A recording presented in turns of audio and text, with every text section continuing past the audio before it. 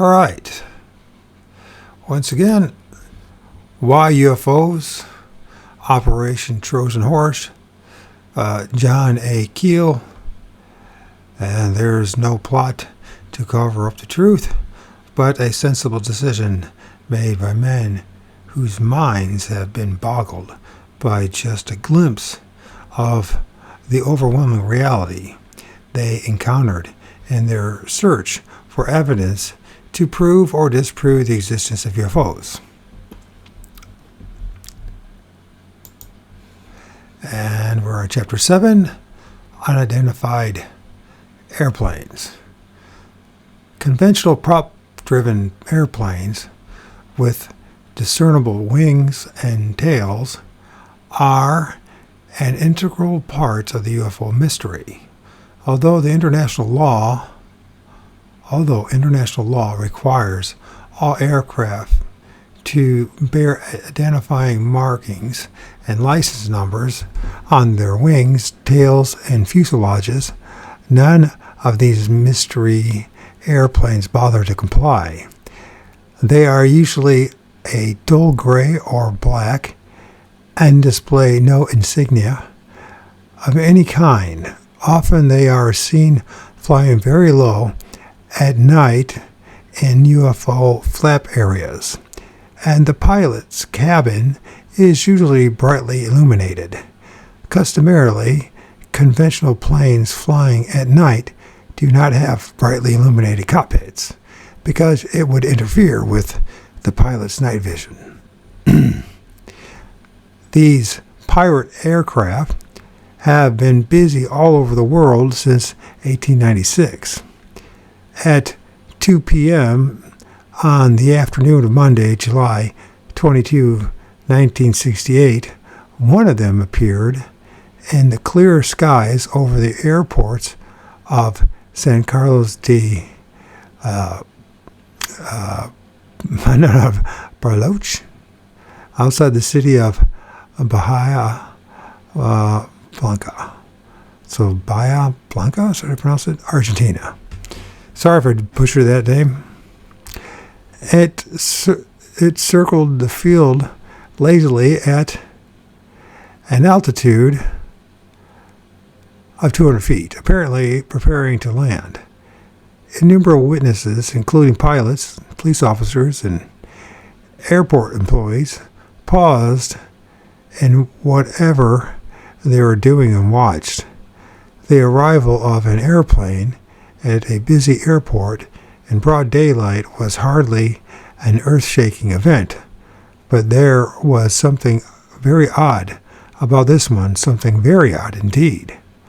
All the witnesses later agreed that the plane had an unusually long fuselage and that its delta wings seemed far too short to support a craft of its size. Furthermore, it moved very slowly, too slowly to stay aloft. One of the few fundamental rules of aerodynamics is that the shorter an airplane's wings are in comparison to the overall size, the faster it must go to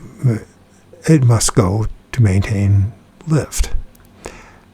The airport control tower made an effort to contact the plane by radio, but received no reply. Then a green light was flashed at it, signaling permission to land. The giant machine continued to loop around the field.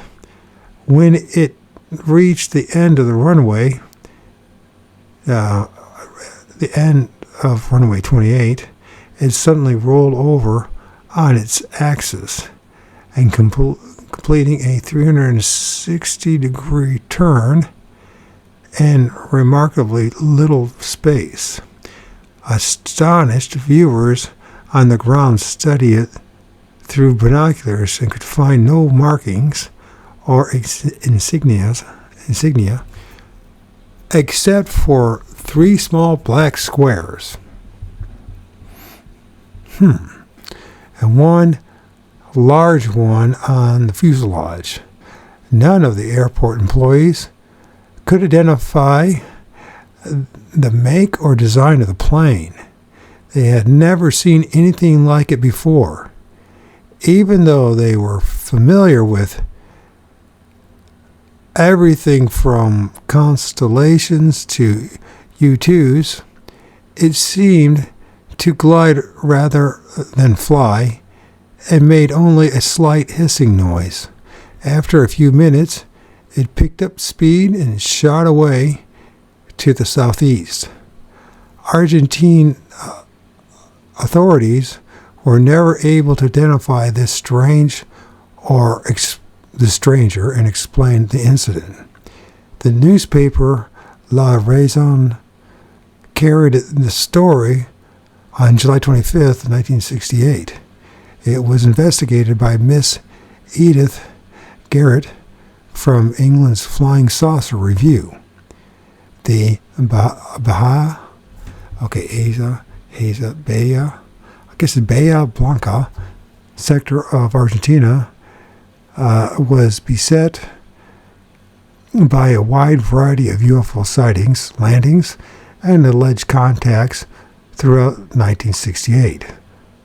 Whole formations of unidentified delta-winged craft have been seen over the United States. At least one case was given careful study by the U.S. Air Force.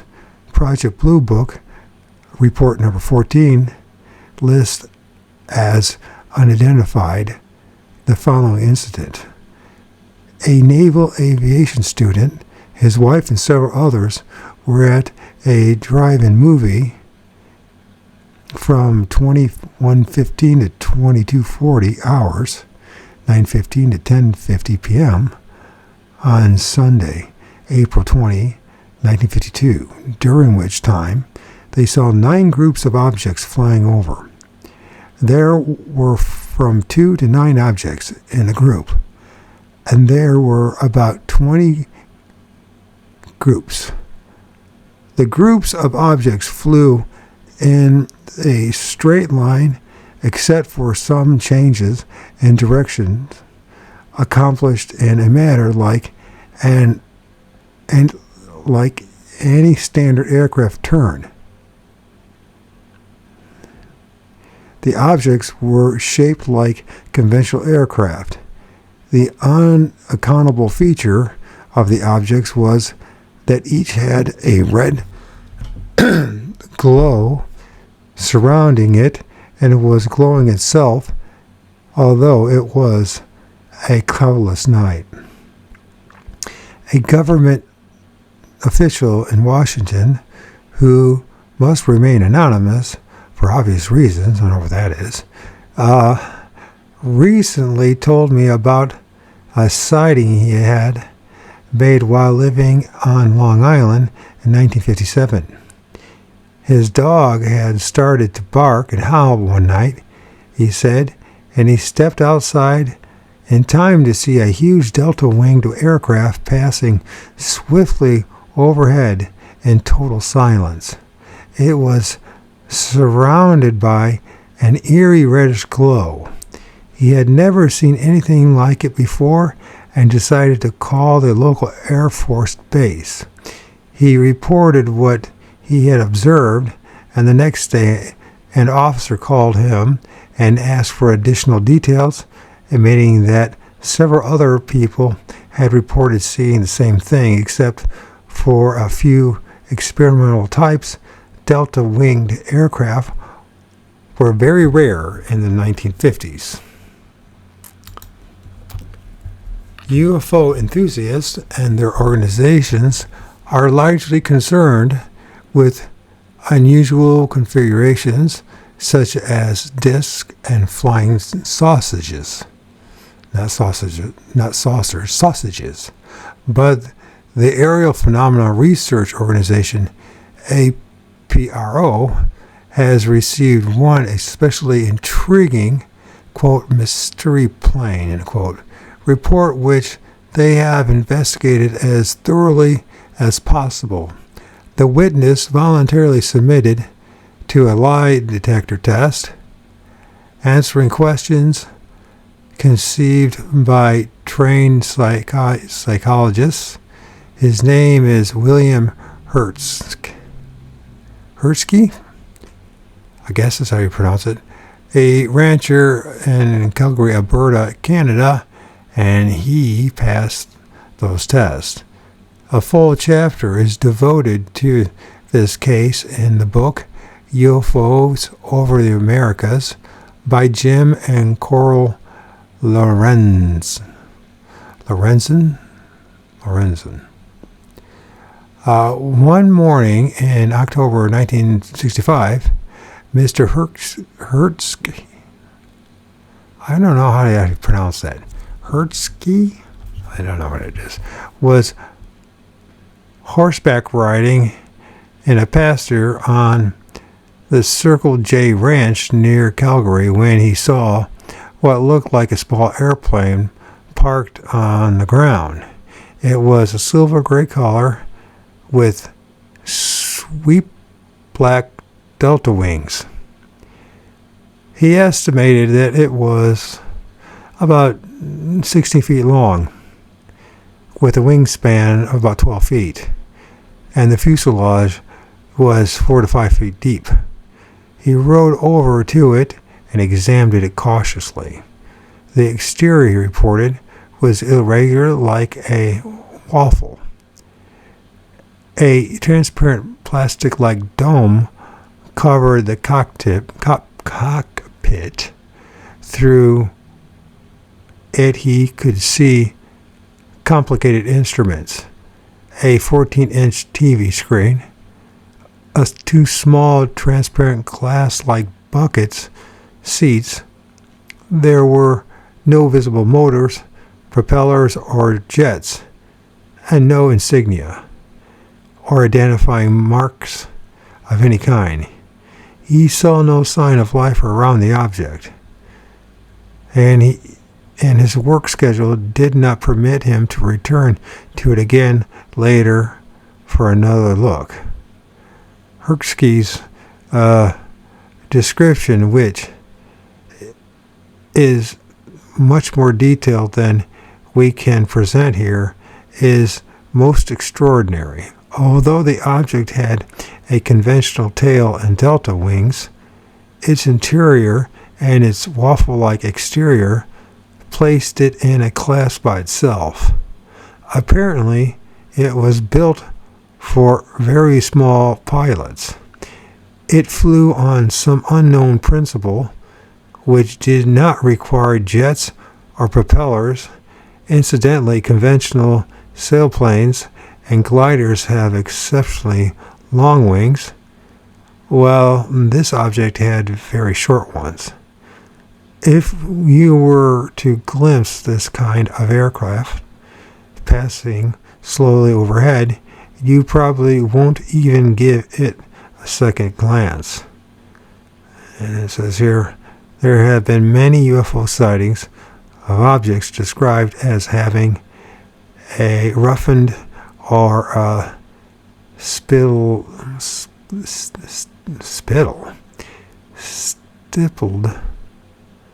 stippled exterior. Obviously, any kind of lumpy or irregular surface would present considerable drag and greatly reduce the potential speed of the object. Modern airplanes are made with as smooth a surface as possible. Even exposed rivets heads can cut down speed appreciably. Mystery cargo planes. There are several other types of mystery planes operating in North America. Giant craft resembling standard AF flying boxcars are frequently reported in UFO flap areas, often performing hazardous hedge-hopping maneuvers.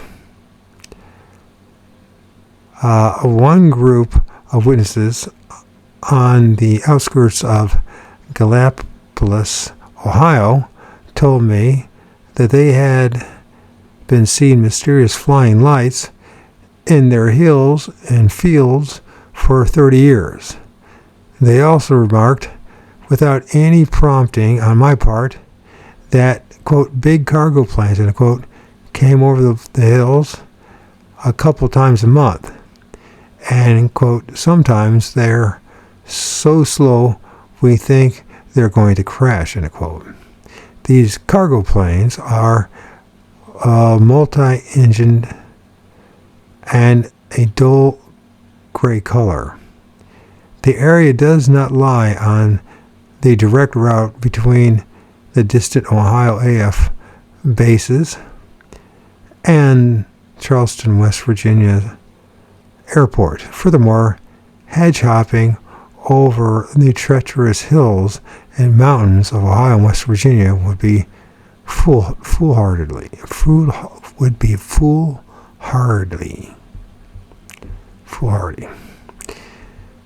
In his report to the Armed Services Committee hearing on unidentified flying objects in April 5, 1966, an engineer named Raymond Fowler outlined his investigation into the sightings around Exeter, New Hampshire, and stated, quote, on my first two visits to the Carl dining field, where UFOs had been sighted previously, on the morning of September 11, 1965, I saw a low-flying C-119 flying boxcar passing over area on both occasions. End quote. During my own extended field investigations, people in many scattered areas far removed from AF bases described flying boxcars to me. They were nearly all seen at very low levels, sometimes performing intricate and hazardous maneuvers. For a long time, I suspected that the Air Force was sending special instrument-laden planes into the flap areas to take photographs and perform various tests.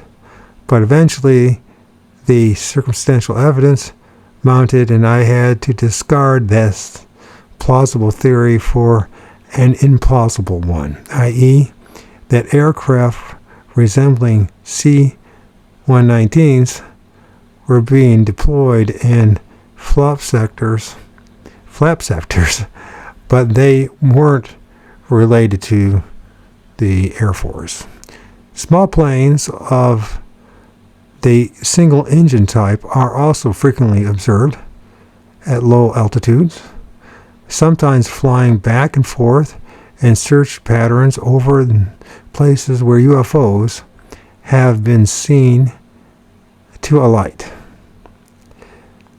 As usual, these little planes are gray and unmarked.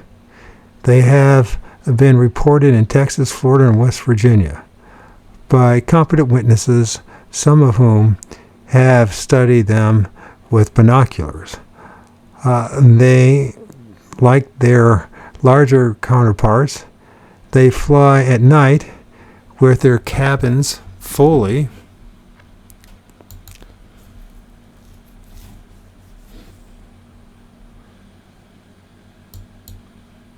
I better open this up again. It sucks having that mess. God, does this suck.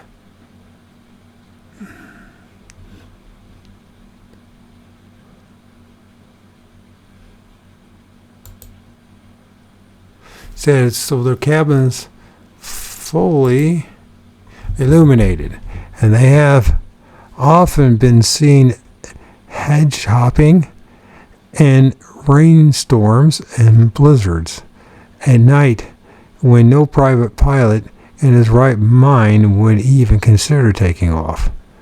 This inclement weather flying and is a historical pattern. In March 1968,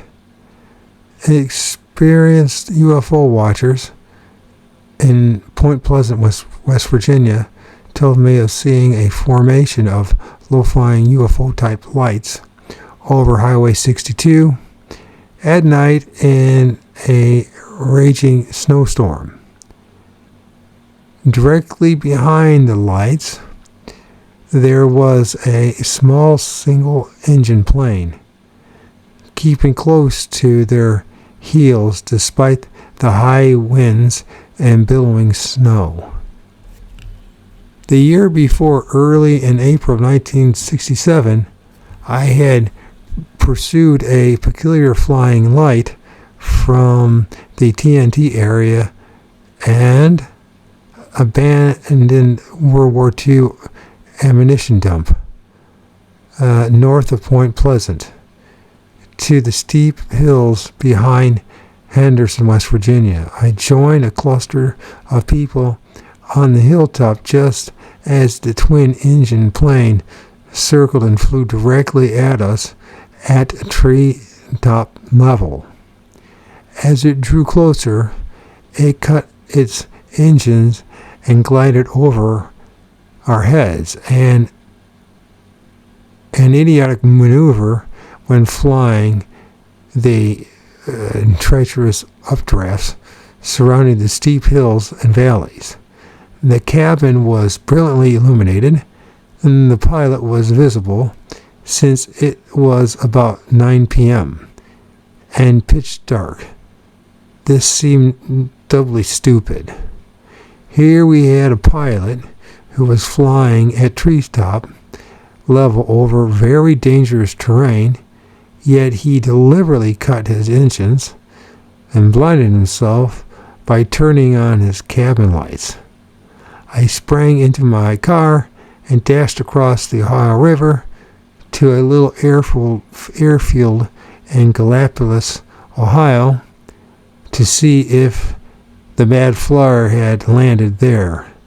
The field was deserted, and none of the parked planes had a warm engine.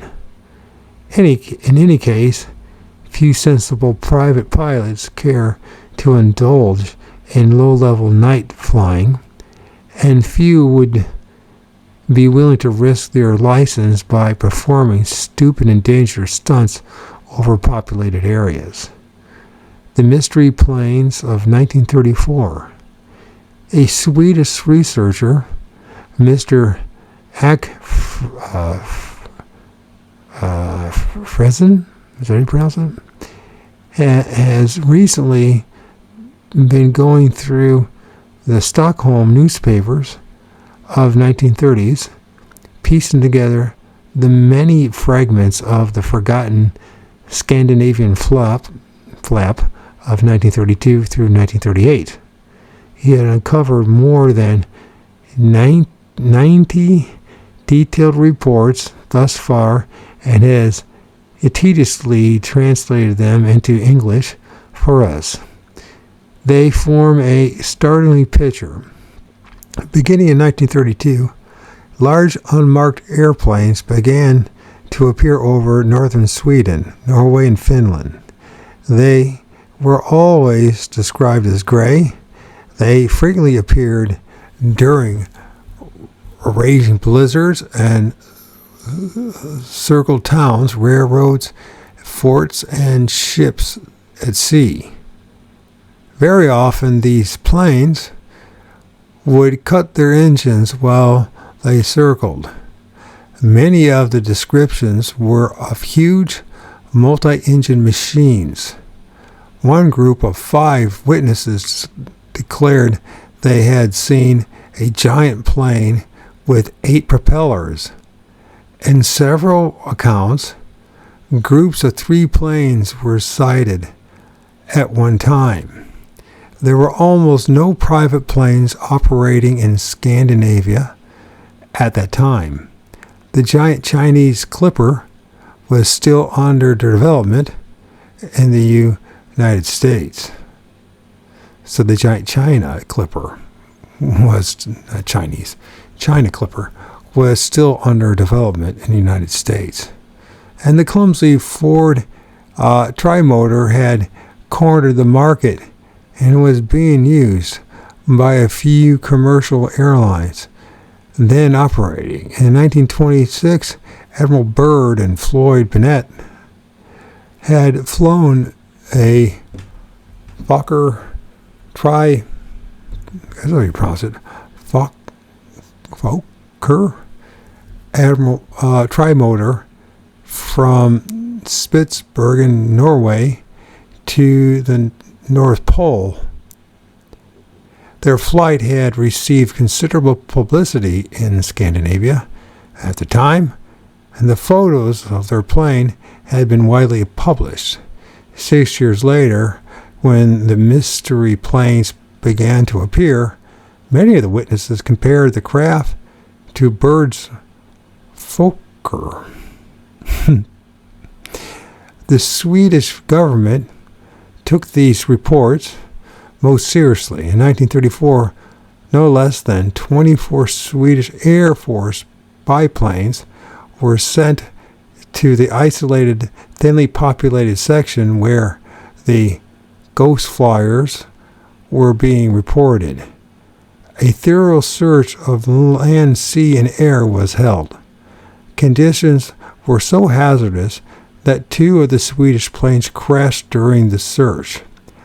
I will try to summarize some of the main events of this flap. Our sources are the following newspapers: Dagens Nyheter,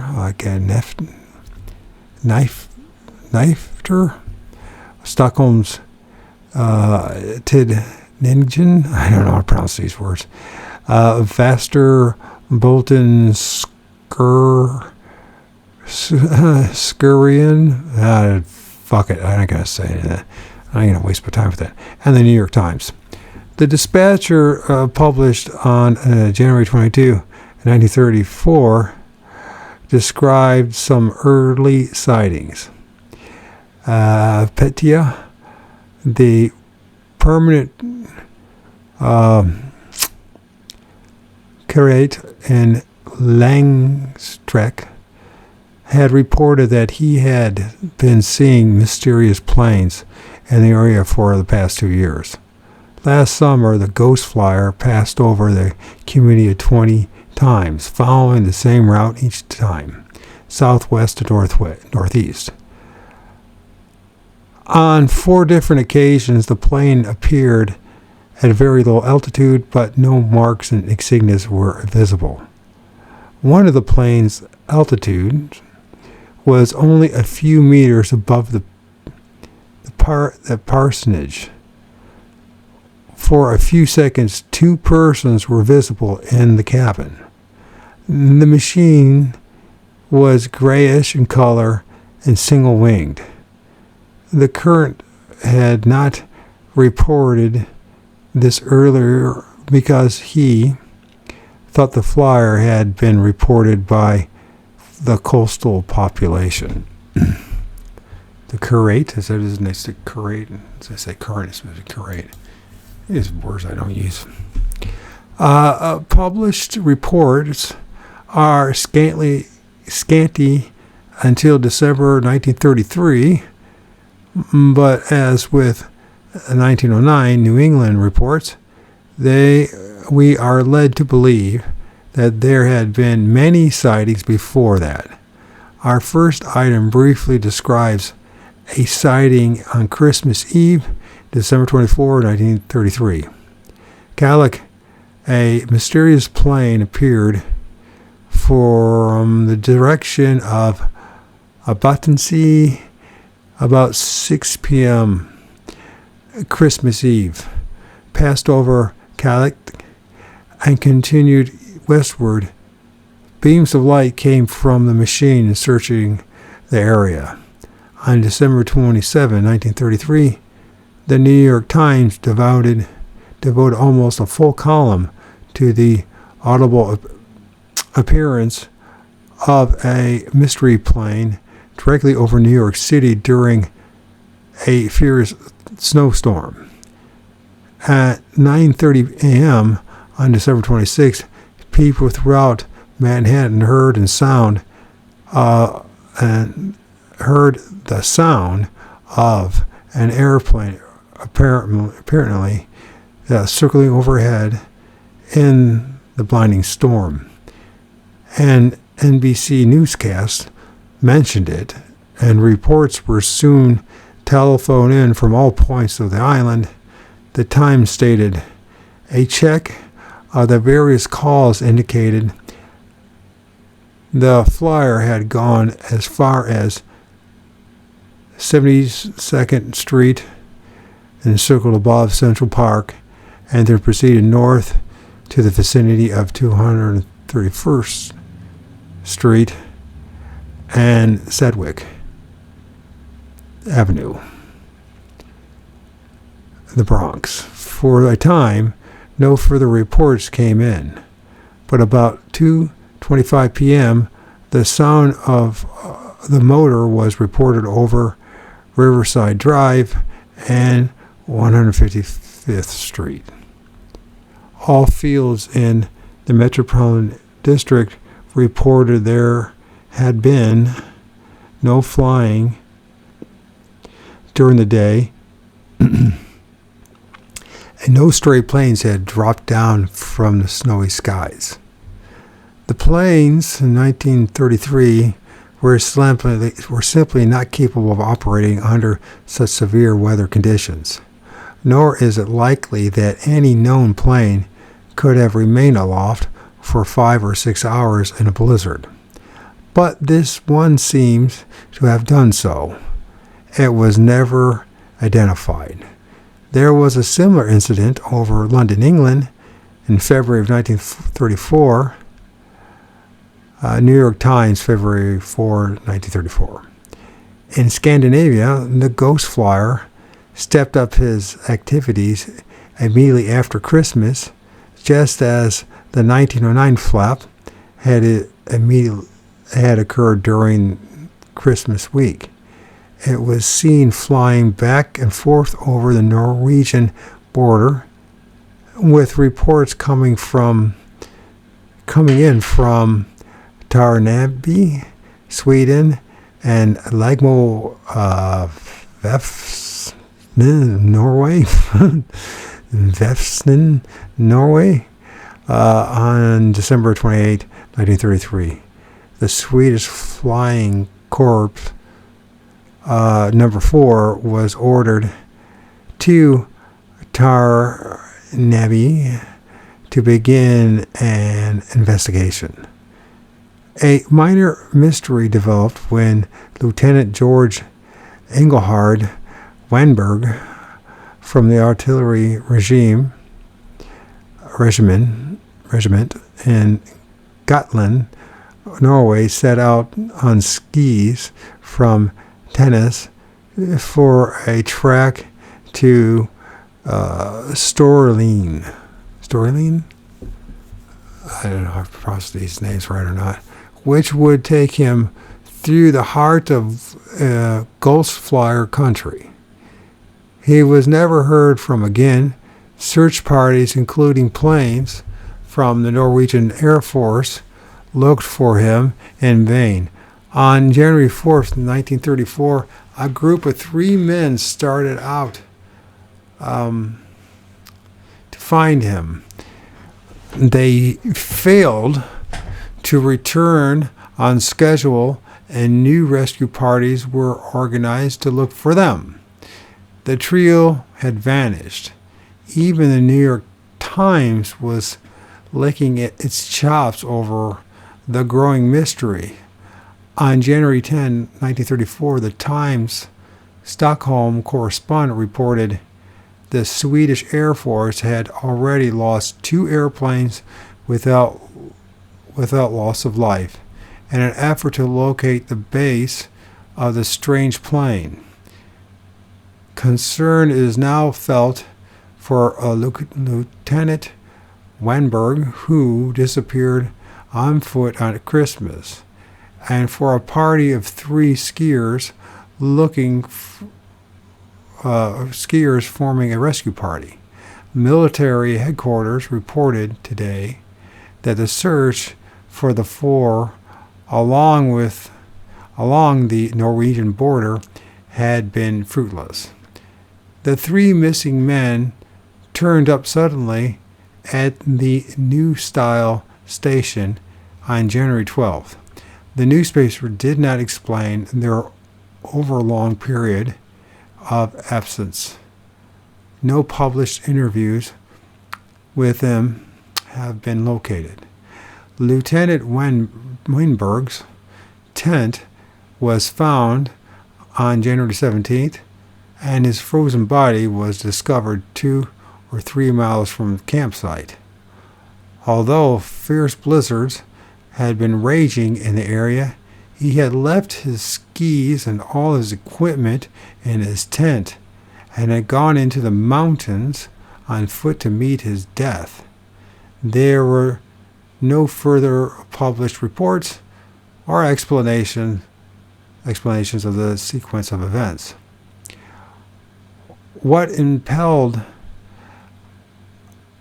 an experienced skier and outdoorsman to abandon his equipment and head into the mountains on foot, we'll never know.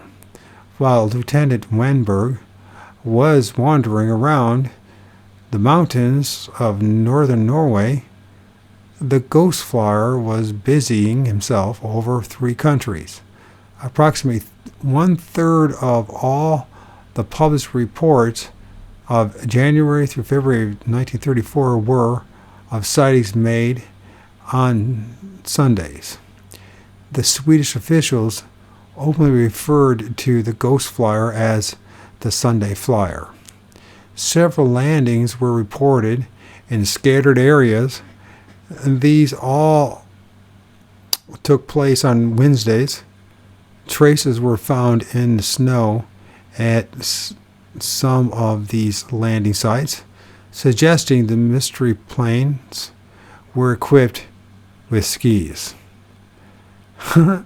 There were many mass sightings involving the populations of whole villages and cities. The planes frequently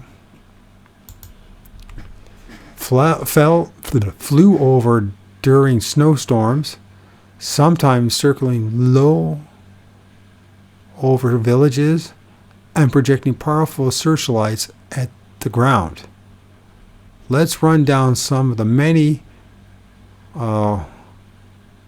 correlative factors in these incidences compiled from the previously named newspapers. Number 1, Sunday, December 31st, 1933, Mr. Olaf Hedlund, I don't know how to pronounce these names, Hedlund, a reliable man with a good reputation, saw a large gray airplane, bigger than any army plane, circle the Sorcel Air Railway Station 3 times at 3:45 a.m. It was single-winged and enclosed like a passenger plane and was equipped with pontoons or some sort of skis. No marks or insignias were visible. It was a night of the full moon, clear skies. The engine stopped during the turns over the village. Number 2, Wednesday, January 10, 1934, at 6 p.m., people in Tarna saw a brilliant object at an altitude of 1,000 feet, turned and headed towards Arjeplog.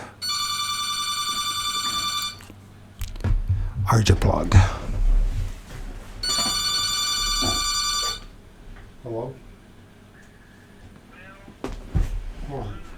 Hold on a second. Let me turn this off. I'm doing a reading. I'm sure you're doing a lot of things since you got your computer, my computer. Okay, let's see if I can get back to this. Interrupted by my friend Eric. And we were looking at an image of, looks like a cigar shape flying saucer might have, or an image. I don't know if it's a flying saucer, but it looks cigar shaped. Very bright. We filmed on the 23rd of September, anyways. Where is that? So I'm going to have to redo this a little bit. Let's write down some of the many correlative factors in these instances compiled from the previously named newspapers. Number one, Sunday, December 31st, 1933, Mr. Olaf Hedlund, a reliable man with a good reputation, saw a large gray plane, bigger than any army plane, circle the Sourcil Airport railway station, 3 times.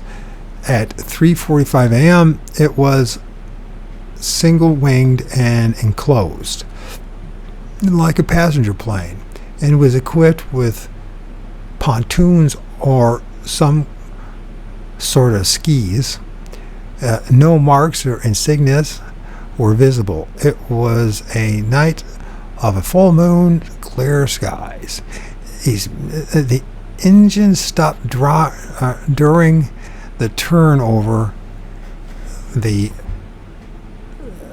During the turns over village. Okay. Number 2, Wednesday, January 10, 1934, at 6 p.m., people in Trojan saw a brilliant object at an altitude of 1,000 feet and turned and headed towards our job plug. 15 times later, people in our jet plug or J plug or whatever it is heard airplane engines and left their homes and to watch it pass. Then at Rotrex, I guess it's called Rotrex, northeast Norska, the plane appeared and witnesses observed the engine stop 3 times as it passed directly over them. The machine was flying so low that the whole forest was bathed in its light. Number 3, Wednesday, January 10, 1934, in Trondheim, Norway, 2 landings of the ghost flyers were reported from northern Norway Wednesday evening. One machine landed near the island of, God knows, Jesslingen, I guess it is. I don't know how to pronounce these. I'm just butchering these names. Outside of Rovik, and the other at a place called Kevol. I don't know. In the area near Namdal. The report from Jesslingen, I don't know, says that the people there saw a great beam of light and heard the sound of a strong engine. The machine landed and remained on the water quietly for an hour and a half. Its lights went out after it landed. A Norwegian cruiser, the Eagle, was sent to the area, but the plane was gone when it arrived. Number 4, Sunday, January 21, 1934, at 6 p.m. Sunday evening, a crowd of people in Begstforsen, Jamtland, I don't know, I'm sure not saying these names right, saw a very bright light in the sky. It was, for those people that are from this part of the world, please forgive me if anybody ever hears this, and the rest of you are not, please forgive me for my lack of ability to read. Anyways, it was the size of a half moon and traveled very fast. The roar of an engine was heard during the sighting. In Idel, west of Begstforsen, a light appeared after 6 p.m. A large crowd heard it and watched as the light circled the area for 10 minutes before vanishing to the west. To the dismay of the Swedish military authorities, these planes chose to circle railways and forts, particularly the fort at Baden, something like that, and other strategic areas.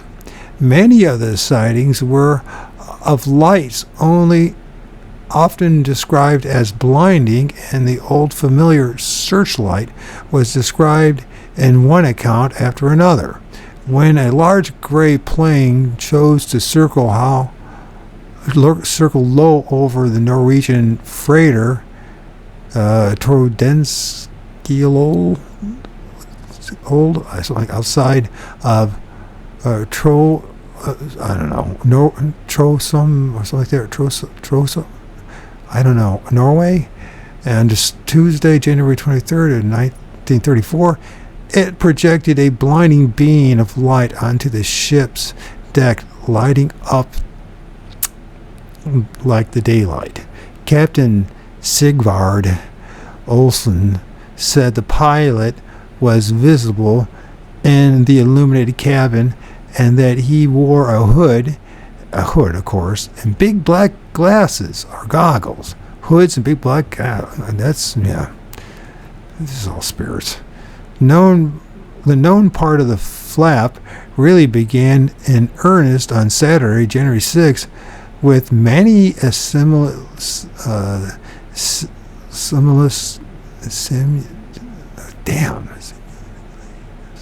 simultaneous sightings throughout Sweden.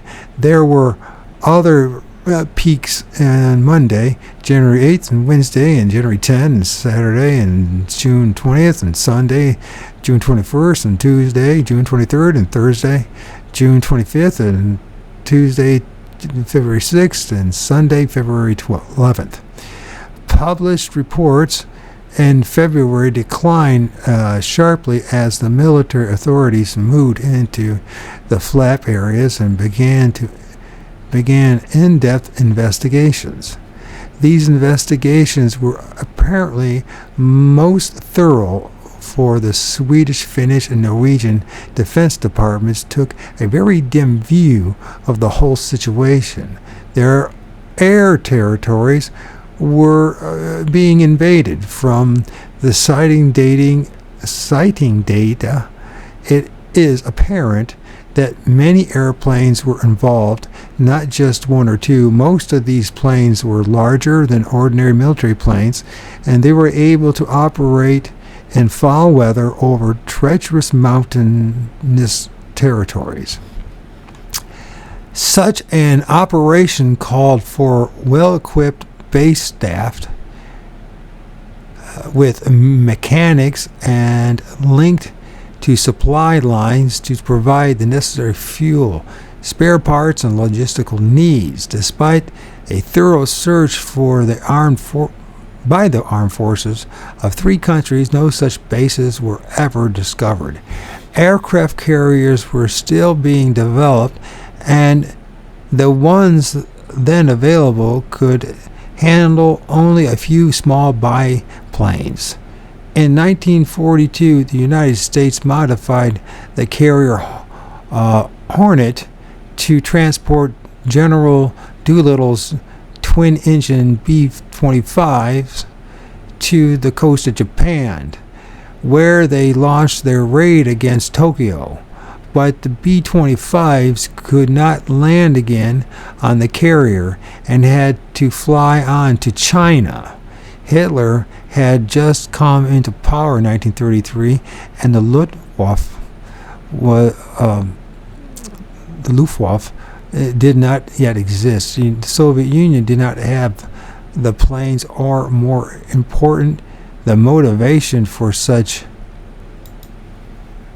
senseless series of maneuvers over Scandinavia. Besides, the risk of an international incident were tremendous. If one of these planes had crashed and had been found to be the property of any foreign power, the overflights would certainly have been regarded as an act of war. For some peculiar reason, the New York Times suggested that Japan was the culprit, but none of the Scandinavian newspapers even mentioned Japan in connection with the ghost flyers. Japan was having trouble with China at the time and would have had neither the capability nor the motivation for the operation. For a time earlier in the flap, the Swedish newspapers toyed with the theories about liquor smugglers flying around the north, but the official investigation completely ruled out the smuggler theory. As with the waves of 1896 through 97 and 1909, the 1934 flap featured random low-level flights of recognizable objects and hundreds of flights of high-altitude lights carrying out seemingly intelligent maneuvers. The mystery airplanes were the hard objects used to provide a frame of reference for the more numerous soft objects being deployed throughout the northern latitude. Witnesses saw and reported definite airplanes carrying red, green, and white lights. When the brilliant red, green, and white lights were seen at higher altitudes, it was assumed that they were attached to ghost flyers hidden by distance. The ghost flyers were capable of astonishing maneuvers.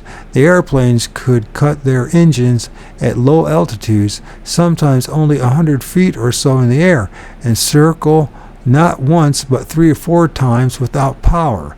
Try this in a conventional airplane and you'll end up in a basket case. On April 30th, 1934, Major General Rottenward, commanding general of Upper Nortland, Sweden, issued the following statement to the press. Comparison of these reports shows that there can be no doubt about illegal air traffic over our secret military areas. There are many reports from reliable people which describe close observations of the enigmatic flyer, and in every case the same remark has been noted. No insignias or identifying marks were visible on the machines. It is impossible to explain away the whole thing as imagination. The question is, who are they and why have they been invading our air territory? When all of the well-described ghost flyer sightings of 1934 are laid out on a map, their route becomes clear. They seem to have followed a great arc week after week, circling southward into northern Norway, sweeping across Sweden, and heading north again over Finland. If they were following such an arc, the upper part of the circle had to lie somewhere in the Arctic Ocean, perhaps in the vicinity of the very thinly populated islands of Spitsbergen. An alternate route could have brought them from northern Greenland. In Chapter 1, I discussed a major event in which a formation of objects were picked up on radar as they swept westward from Greenland. The hundreds of UFO flights seemingly emanating from the Arctic region and following routes south have helped reinforce the popular theory that flying saucers are coming from a hole in the North Pole. The Aerial Phenomena Research Organization has advanced the theory that the objects entered the Earth's polar region from space in order to avoid the intense radiation belts, which are concentrated in space above the temperate zones. Radio signals from nowhere. Enigmatic radio signals were widely received throughout Sweden and Norway during the flights of the ghost flyers. These also became a topic of discussion in the press. The widely published dispatch, dateline Umeå, Sweden, January 11, 1934, noted, members of the headquarters of the Air Force are of the opinion that the mystery planes are equipped with wireless transmitters and radio navigational aids. The airplanes are part of an extraordinary organization. An item in the Hadixvels Tidningen, I don't know if I said it right, January 1st, 1934 states, radio listeners in Umeå have been receiving conversations on their loudspeakers containing information about the ghost flyers, indicating that their intelligence service is modern. The conversations are on the wavelength of the popular gramophone program in Umeå, and discussed a meeting at a special point. The broadcast concluded with a discussion of which radio station should be used the next time. And it says here, reporters investigating the claim of New Jersey UFO contactee Howard Minger in 1956-57 allegedly discovered that he had a peculiar radio transmitter in a tent on his farm. This transmitter did not project a beam of its own, but hitchhiked on the signals of conventional AM stations in the area. This Swedish report suggests that someone in the Umeå sector was utilizing a similar device in 1934, using the output of a regular radio station to power pirate signals. Cool. At 6 p.m. on Thursday, January 25th, in 1934, a workman named Hjelmer Hedstrom reportedly picked up the following message on a lower wavelength in Norsbyskar, Sweden. I don't know if I said that right. The sea is calm, 2 degrees warmly. Therefore, you can go down on the water and catch what you shall have. Returning 7:45 for the further message.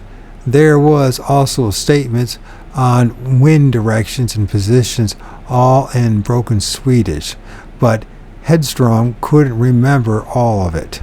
Another radio listener in Hedisunda, I guess is how you pronounce it, picked up a identical message that same day. The additional messages were received at the appointed hour in 7:45.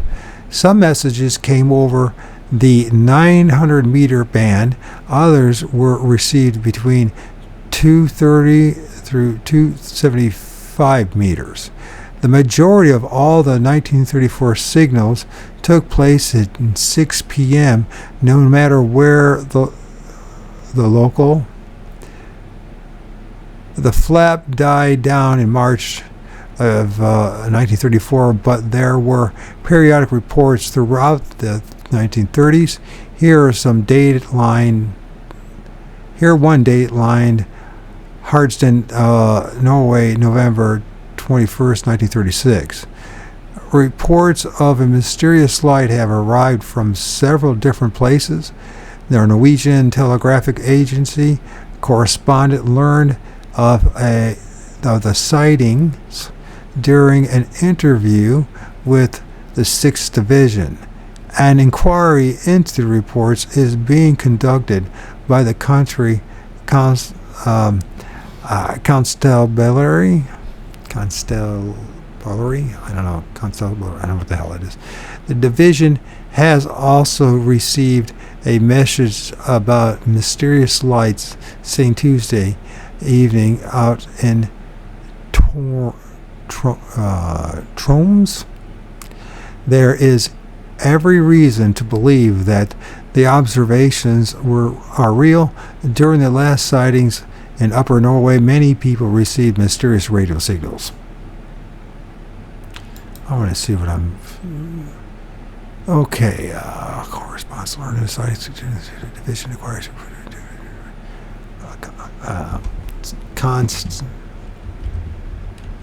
What the hell is that word mean? Constabulary.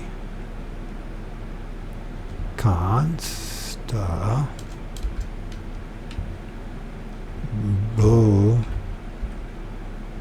I'm probably saying it wrong.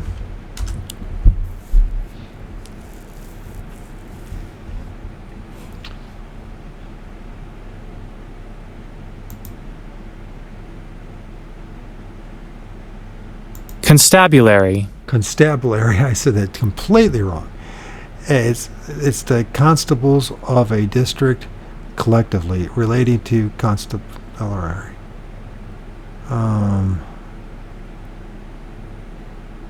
Constabulary. Constabulary.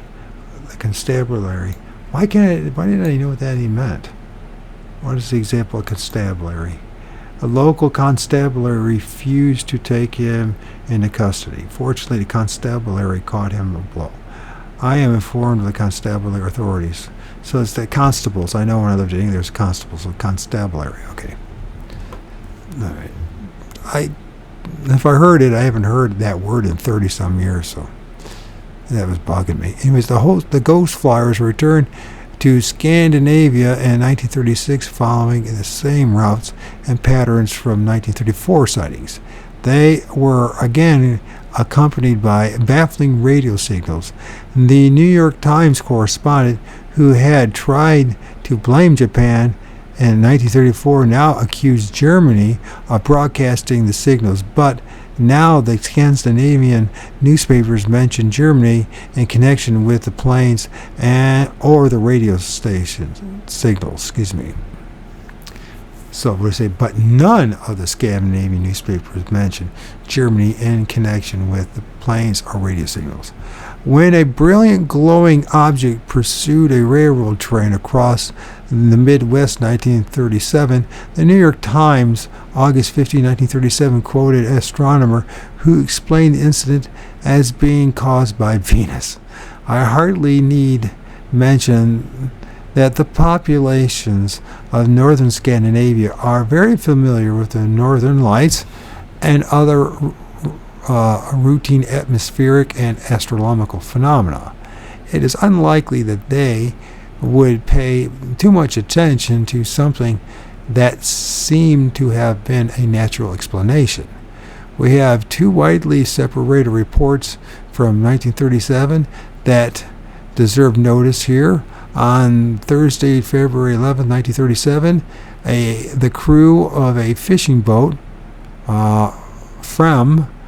started out from Valsvik, or I guess it's Valsvik. Do they pronounce the K or not? I don't know. Norway, and 9 p.m. Just outside Valsvik, there is a cape with high hills separating it from the mainland. As Fram circled this cape, they discovered a very large airplane resting on the water. Thinking the plane was in trouble, the captain changed his course and headed for it. Red and green lights were glowing on the machine, but as the boat approached, the lights were suddenly extinguished. Then the plane was quickly enveloped in a cloud of smoke and vanished.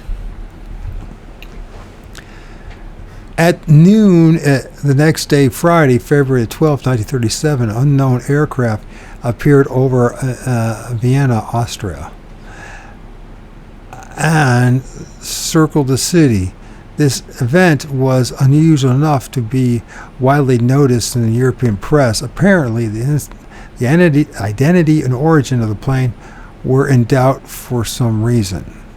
Scandinavia, 1946. On June 10, 1946, objects resembling German V weapons passed over Finland. Within a few short weeks, UFO-type lights, cylindrical objects, and unidentified wings and machines were being seen by thousands of people throughout Norway and Sweden, with the greatest concentration taking place in the bleak, sparsely populated North Country. The European press played the story up, quote, ghost rockets, end quote, had replaced the ghost flyers of 1934. They were seen over Greece, far to the south, and over the mountains of Switzerland, weaving expertly through the valleys and canyons. They were tracked on radar, and they were photographed. One picture of an arrow-shaped streak of light taken near Stockholm was published in the London Morning Post, September 6, 1946. They were measured at speeds of 400 and 1,000 miles per hour. Some of them seemed to explode in midair, and some released fragments of metal which proved to be common slag, okay. The British and Scandinavian newspapers openly accused the Soviet Union of testing new rocket weapons in the skies of Northern Europe. Moscow denied it. In September, bright green fireballs were seen over Portugal. Flying projectiles with a tail of flame flashed over Casablanca. Great glowing things hurtled out of the sky over Oslo, Norway, and exploded with deafening noise. On Wednesday, January 3rd, 1946, a mysterious explosion shook central Scotland at 9 p.m., blowing up windows and killing one man, apparently by concussion. No source or explanation for the blast was found. Swedish authorities collected more than 2,000 ghost rocket reports. Generally, James Doolittle flew to Stockholm to join in the investigations, even though the flap was barely mentioned in the American press. London was shaken by a series of explosions that no one could account for. At the end of August 1946, the lid came down, and the Daily Telegraph of London reported of August 22, to prevent technical information from being obtained from the firing of rockets over Denmark, the Danish government has asked newspapers not to name areas where missiles have been seen. And August 31st, 1946, the Telegraph correspondent to Oslo revealed the discussion of flights of rockets over Sweden, Scandinavia, has been dropped in the Norwegian newspapers since Wednesday. On that day, the Norwegian General Staff issued a memorandum to the press asking it not to make any mention of the appearance of rockets on Norwegian territories, but to pass on all the reports to the intelligence department of the High Command. In Sweden, the ban is limited to any mention of where the rockets have been seen to have landed or exploded. In a brief 50 years, we had gone from mystery inventors to spies and smugglers, then on the Russian secret weapons. Since none of these explanations was ever proven valid, since the phenomena continues despite all our explanations, we seem to have only theories left. The arrival of Martians and Venetians, already have erstwhile members of the Fortean Society, fans and followers of the late Charles Fort, were warming up in the bullpen. They had the answer even before they knew what all the questions were. You see, it worked out this way. In 1945, we dropped our atom bombs on Japan. The bomb sent a blast of energy into space where it was detected by sensitive instruments of super intelligent beings on other worlds. Said beings were terribly concerned that poor bumbling man had discovered the secrets of atomic energy. So an expedition to the Earth was formed to investigate. However, some superintelligent navigator made a slight error. Instead of leading his spacecrafts down to troubled Japan, he missed by a wide margin and ended up in Scandinavia instead. Sorry about that. Mystery helicopters.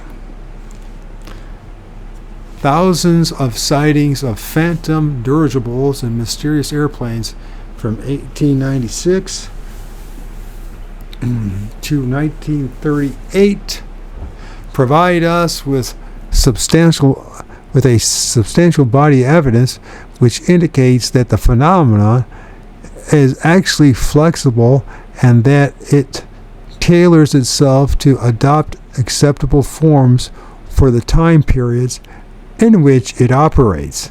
All of this raises a very sticky question for the believers. Did all these things really exist, or were all these thousands of reports merely examples of mass hysteria, journalistic jokes, and misinterpretation of some natural phenomenon? You can't have both.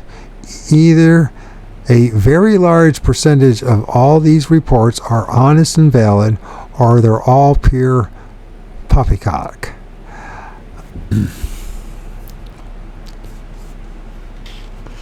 If it were writings of a book on, say, the Civil War, I would go to these very same sources.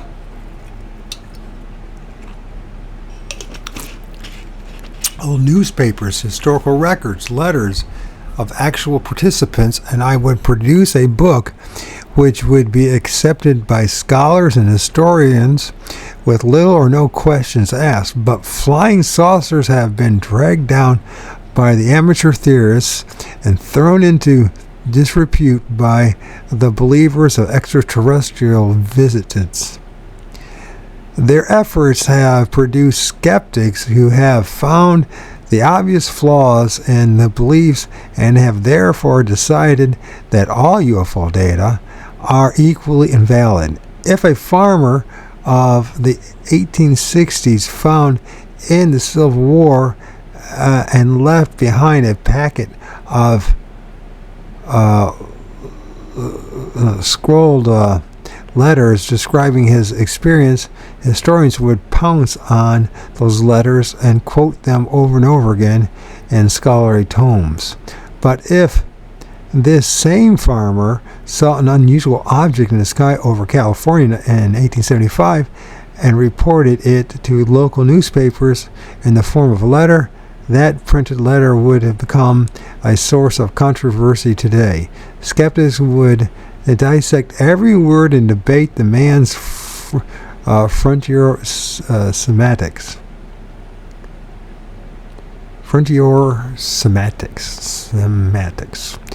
We must stop asking, can these things be?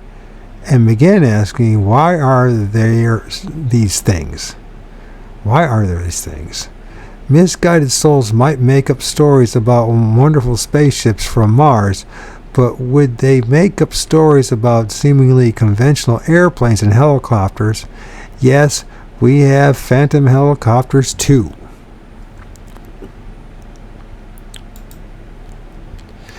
On Tuesday, October 11, 1966, a brilliant flying light bobbing over the Wanacue Reservoir, New Jersey, There had been many unusual close sightings in the area prior to this one, but this incident had an added twist.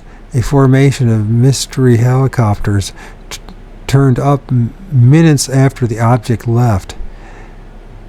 Quote, this thing was so bright that it blinded me so bad I couldn't find my car, end quote. Wanacue Police Sergeant Ben Thompson, one of the many witnesses, told Dr. Berthol Schwarz, it was all white. It looked like looking into a bulb and trying to see the socket, which you can't do. I was totally blinded by the light for about 20 minutes. Within 15 minutes after the glowing object departed, a formation of 7 helicopters appeared and circled low over the area.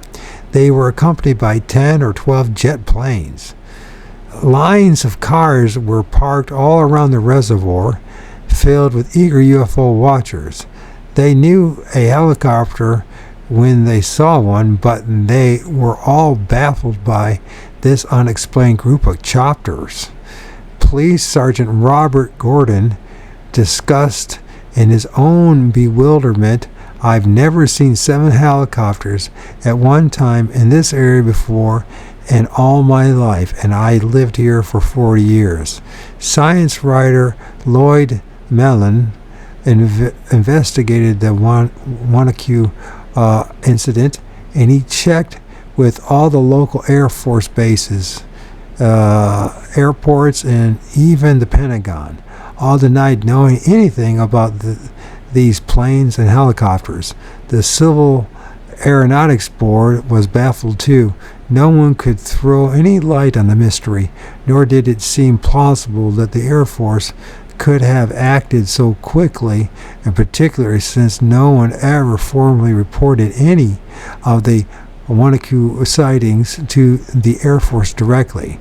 There are those, of course, who believe that the Air Force lies about everything connected with UFOs, but there aren't 7 helicopters available instantly and at one time at the McGuire Air Force Base in New Jersey and the Stewart Air Force Base in New York, the 2 closest bases, nor could slow-moving, short-range choppers have made it from those 2 points in 15 minutes. The people at Wanacue were convinced they saw helicopters and jets that night. Were they all lying? If so, why? If not, then who was flying these machines? How and why?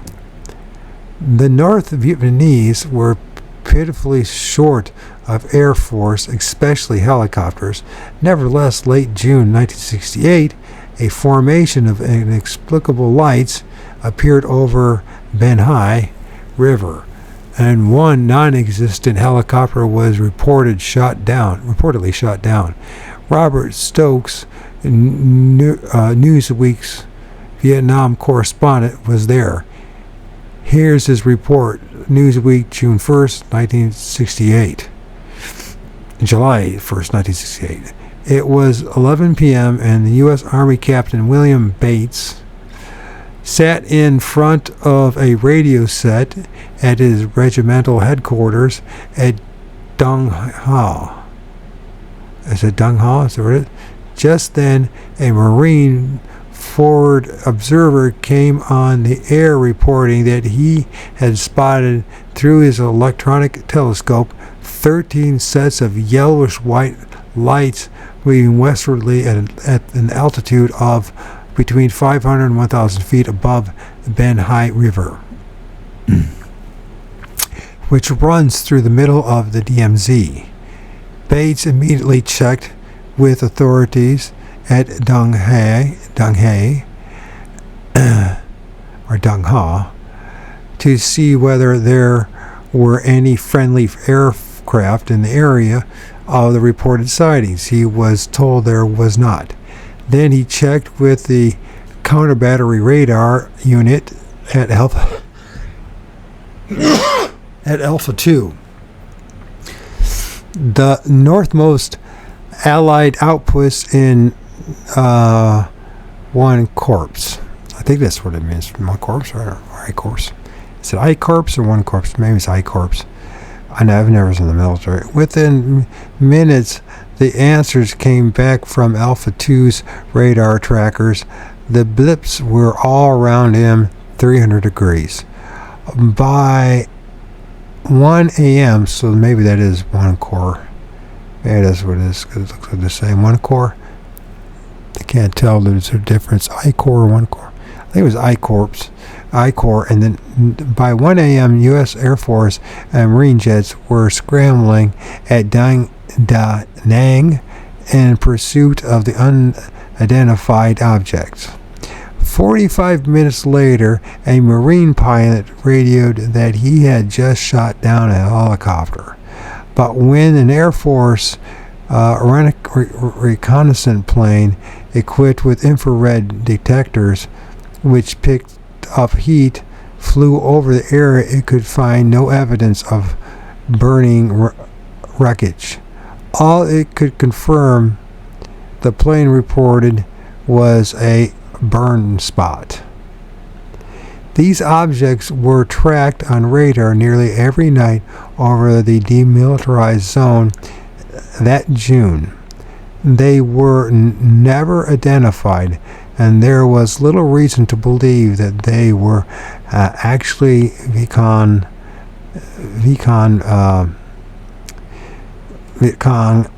aircraft. If they were, the North Vietnamese stopped using them very abruptly, and they haven't been heard from since. A few weeks after this series of incidents, the mystery helicopters turned up in the state of Maryland at 8:20 p.m. on the night of Tuesday, August 19, 1968. An oval object with a center band of red and white flashing lights hovered above the Rosecroft racetrack near Phelps Corner, Maryland. One of the many witnesses, Mrs. Gwen E. Donovan, reported that she also saw at least 7 helicopters circling the object. It struck me as funny, she said, because I had never seen so many in the sky at one time. And the U.S. Air Force secretly chasing flying saucers and lumbering helicopters? We do frequently scramble jets to pursue unidentifieds. But I've talked with a lot of AF personnel and have never even come across any rumors about the use of helicopters. Helicopters are expensive machines and they're difficult to fly. The World War II predictions that there would be a helicopter in every garage never came to pass because of this. A UFO chasing operation would demand that several helicopters were readied and fueled at all times, and that properly trained pilots were on constant alert and available to fly them. I've snooped around AF bases looking for evidence of such an operation and have drawn a complete blank. I can only conclude that these unidentified helicopters fall into the same category as the Ghost Flyers of 1934 and the tiny aircraft in Calgary. They are part of the UFO activities, not part of our UFO chasing operations. Do flying saucers really exist? Thousands of UFO photos have been taken since 1882. Many of these are the indistinct blobs and streaks of light, but many are apparently solid machines of some sort, with windows, fins, and other clearly discernible features. There's just one problem. With very few exceptions, no two UFO photos are alike. I have received hundreds in the mail and have been shown hundreds more in my travels. Since photos are too easy to fake and too hard to authenticate, I usually avoid getting involved in an in-depth investigation of pictures and their photographers. I have yet to personally handle two exactly similar photos taken in two different areas. During these past 3 years, I have conducted thousands of investigations in person, by telephone and by mail. And by the way, these photos, I think they are very important. I disagree with some of this. And yeah, a lot of people fake stuff, but a lot of us don't fake stuff. And yeah, he's right. Nothing's the same. No two things. It comes to Sasquatch, it comes to UFOs, it comes to a lot of the quote unquote paranormal, or solids, or I can't remember now. What do you call that earlier? Parasolids? No. It's paranormal, whatever. My point being, because I don't consider myself a paranormal investigator, but unfortunately, it's turning into the paranormal. That's inevitable. Like, I'm seeing this with just about anybody that spend any time doing this. It turns into we're chasing poltergeists, ghosts, and spirits, or some sort or another. And we're probably calling that wrong by calling them ghosts and spirits, but that's what we're calling them for now. It's a placeholder, if you will. But he's right, no two photographs taken are the same. And all over the country, it comes Sasquatch, aliens, UFOs, ghosts. It's even in the same location. I don't know how many times I've filmed something that looks like a Sasquatch or a Bigfoot or a Gugway or a Wendigo or an alien, but it's never the same. And you take one image and there's nothing. 5-10 seconds later, the next image there's something. 5 minutes later, there's nothing. How is that possible? It's like things are popping in and out of our reality. But most of us can't see it, right, with their naked eye. During these past 3 years, I have conducted thousands of investigations in person, by telephone, and by mail. And while many of the descriptions of the luminous, flexible, soft objects are exactly the same, I have rarely heard two independent witnesses describe separate, seemingly solid, hard objects in the same terms. I have been told about tiny buzzsaw devices, whirling chains, over strip mines in Ohio, gigantic gondola-shaped machines with rows and rows of windows hovering above the Ketatini mountains of northern New Jersey. There seems to be as many different kinds of objects as there are witnesses. Yet I have managed to reassure myself again and again that the witnesses were reliable and were describing the objects to the best of their abilities. Since the witnesses seem to be telling the truth, we must assume that UFOs come in myriad of sizes and shapes, or no real shapes at all. This leads us to the old psychological warfare gamut once more. If the phenomenon has built-in discrepancies, then no one will take it seriously. If people in Brazil, Iowa, and Australia,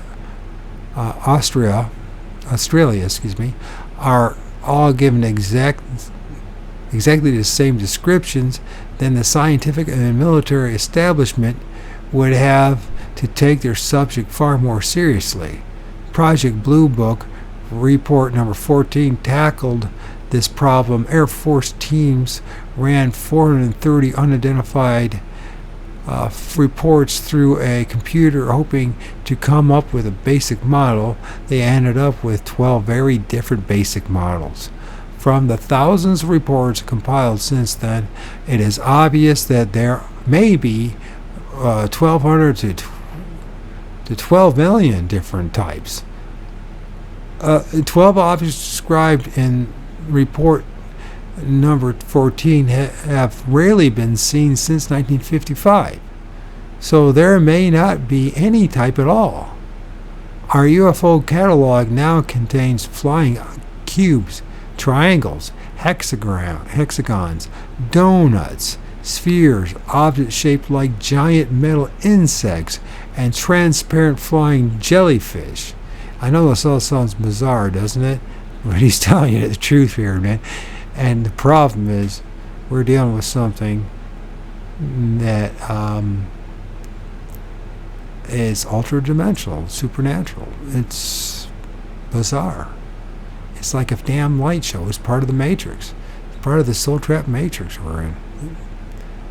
With pointed domes and flat domes and no domes at all, we've got objects of every color or spectrum, and there have been giant multi-windowed cigars spitting blue fire from their tails. Obviously a spaceship, a mothercraft, the cultists tell us. We've got wheelless automobiles cruising along desert back roads a few inches above the ground, and we have unmarked airplanes and unidentified helicopters and jets flittering about flap areas. We have just about everything except a basic assembly line model, which has appeared consistently in many years in many places. In other words, we have thousands upon thousands of UFO sightings, which force two unexpectable answers upon us. 1, all witnesses are mistaken or lying, or 2, some tremendous unknown civilization is exerting an all-out effort to manufacture thousands of different types of UFOs and is sending all of them to our planet. The governments of the world have seized upon various variations of the first explanation. The UFO enthusiasts accept the second. I don't accept either one. Instead, I propose a third alternative. I think some hard objects definitely exist as temporary transmogrifications. And so I don't just assume that I know what I'm talking about or reading. I'm going to put that down. Transmogrifications. So that we know exactly what that word means. Although I've read it numerous times and assumed I know, but I find a lot of times my assuming gets me looking like an ass. So, shit.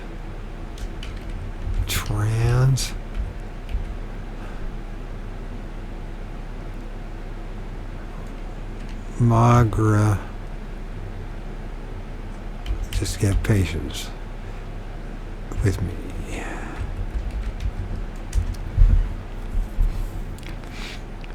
Definition of transmogrification.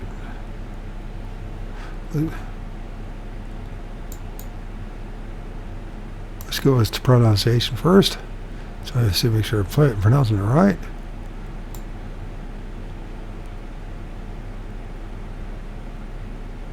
Oh God. Don't make me do this.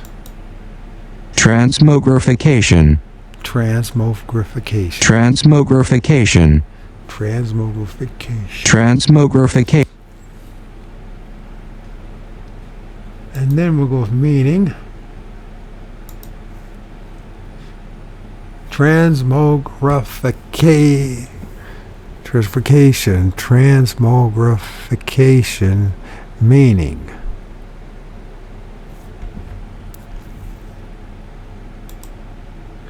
Definition of transmogrification, the act of changing into different forms and appearances. I figured it was.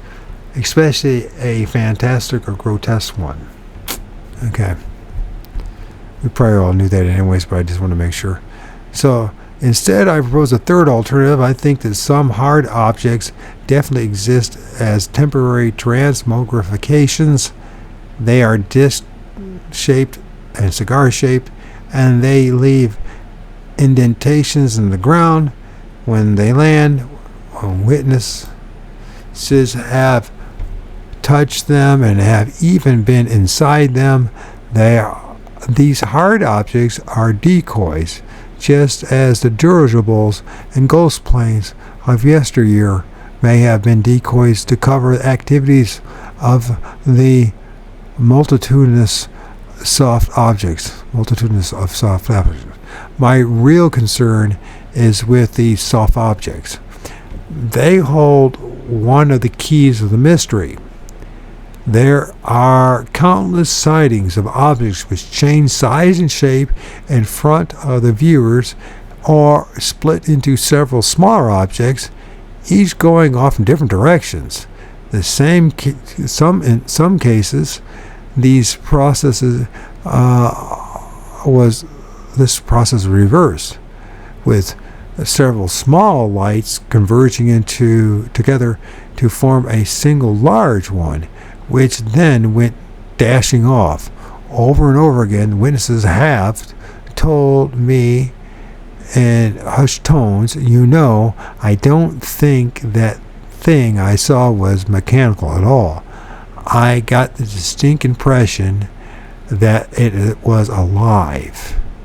Researchers such as John Bezer and Ivan T. Sanders have openly discussed the possibility that some UFOs may indeed be living creatures made of plasma, huh? I just put that in there. It's a mixed bag. You can take your choice. Every belief can be supported to some degree, but in the final analysis, when you review all the evidence, none of them can be completely proven beyond a reasonable doubt. And that's the end of chapter 7.